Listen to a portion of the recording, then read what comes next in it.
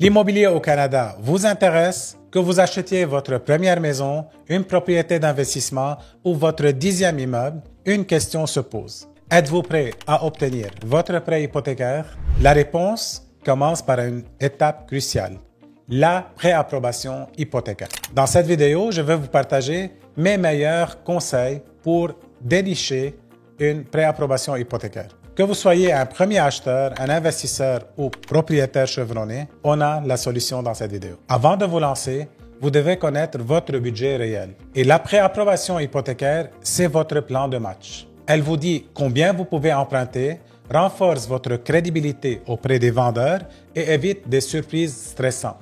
Je sais que parler de vos finances peut sembler intimidant, mais chez Experto Hypothèque, on simplifie ce processus pour tous nos clients. Aujourd'hui, je vais vous décomposer toute la préapprobation en 3 éléments que les prêteurs évaluent. Le revenu, vos actifs et votre bureau de crédit. Commençons par le revenu. Les prêteurs regardent votre revenu brut, c'est-à-dire avant impôt. Pour les employés, c'est ton T4 ou ton talon de paie, ta lettre d'emploi. C'est ça ton salaire brut. Pour un travailleur autonome ou investisseur, comme beaucoup au Québec, on utilise votre revenu net après les déductions fiscales, basé sur vos déclarations des 2 dernières années fiscales.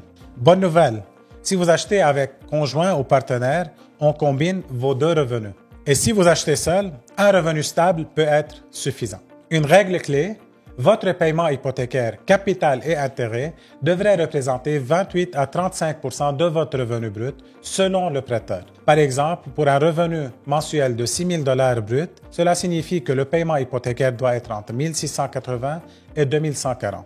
Ajoutez les taxes foncières, les assurances et les coûts de Hydro-Québec. Les prêteurs veulent normalement 2 ans de revenus stables. Mais si vous venez de changer d'emploi ou de lancer votre entreprise, pas de panique. Restez dans le même domaine ou montrer une croissance de revenus aide.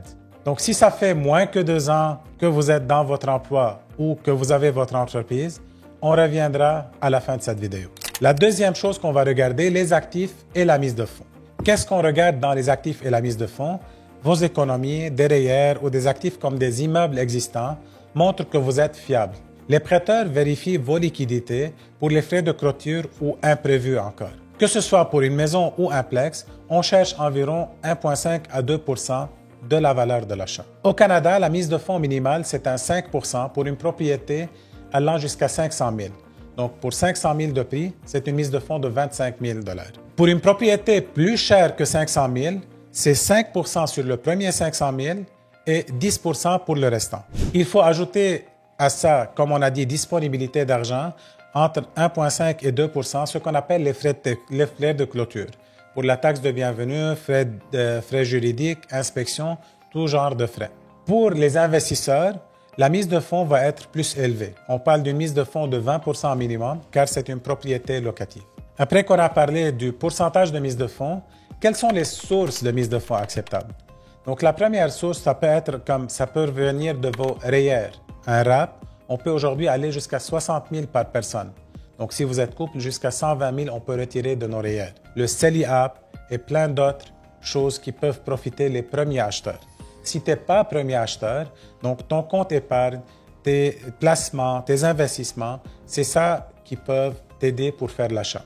Assurez-vous que l'argent soit dans votre compte pour 90 jours. On va toujours demander 90 jours des états bancaires. Les autres types de mise de fonds, c'est quoi? Ça peut être un don familial ou bien encore ça peut être des dettes sur vos cartes de crédit ou sur vos marges de crédit pour les personnes qui peuvent tolérer ça. Enfin, on va parler du crédit et du caractère. Votre code de crédit est essentiel, que vous achetiez une première maison ou un immeuble à revenu. Au Canada, les prêteurs utilisent le modèle FICO.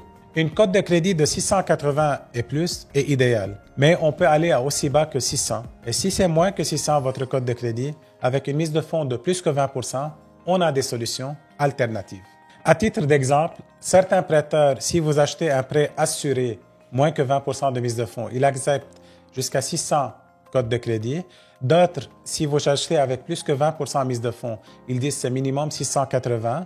Et pour un investissement immobilier, ils demandent une cote de crédit de 700 et plus. Il y a d'autres prêteurs qui disent 650 ou 680, ça va dépendre.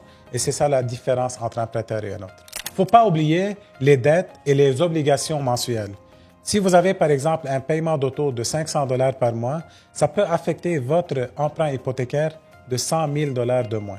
Les prêteurs vont venir ajouter toutes les dettes que vous avez sur vos paiements hypothécaires et là, on peut aller jusqu'à 44% de votre revenu brut. Et voilà ce qu'on fait en préapprobation hypothécaire. On vérifie votre besoin et combien vous pouvez vous qualifier. Et là, peut-être un paiement d'une dette de 10 000 $ à gauche ou une dette de 5 000 $ à droite, ça peut affecter votre prêt hypothécaire de 100 000 $ de plus. Un conseil pour maintenir un crédit très bon, essayez de payer toujours vos factures à temps. Idéalement, enregistrez les paiements minimum automatiques. Comme ça, vous n'avez jamais d'oubli. Autre conseil, essayez d'utiliser maximum jusqu'à 35 à 50% de la limite de votre carte.